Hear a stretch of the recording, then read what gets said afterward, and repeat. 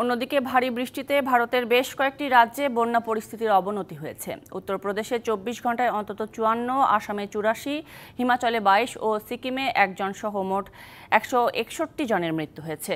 কর্মকর্তারা বলছেন সহসাই থামছে না বৃষ্টি। অন্যদিকে নেপালের কাঠমান্ডুর পশ্চিম শিমলতারে ভূমিধসে যাত্রীবাহী দুটি বাস নদীতে ভেসে গেছে।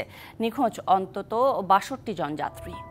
ভারতে বন্যা পরিস্থিতির উন্নতি হয়নি, বরং প্রতিদিনই প্লাবিত হচ্ছে নতুন নতুন এলাকা। উত্তরপ্রদেশে বন্যায় এখন পর্যন্ত ক্ষতিগ্রস্ত ১৮ লাখের বেশি মানুষ, প্লাবিত প্রায় ১,০০০ গ্রাম। ভারী বর্ষণে প্রদেশটির ১৬ জেলায় নদীর পানি অস্বাভাবিক হারে বাড়ছে। সরকারি তথ্য বলছে, দুর্গত জেলাগুলোতে বজ্রপাত, সাপের কামড় ও নদীতে ডুবে মারা গেছে অন্তত ৫৪ জন। পরিস্থিতি মোকাবিলায় উত্তরপ্রদেশ জুড়ে উদ্ধার অভিযান চালাচ্ছে সরকারি সংস্থাগুলো।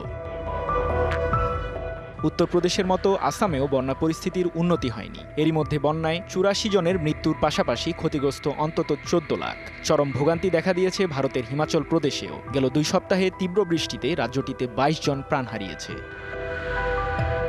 নগদের কাছে সব গ্রাহকই প্রিয়, তাই তো সারা দেশে ক্যাশ আউট চার্জ সবচেয়ে কম।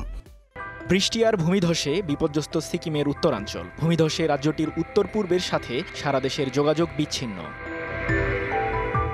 এদিকে তীব্র বৃষ্টিতে বন্যা পরিস্থিতি অব্যাহত রয়েছে মুম্বাইয়ে।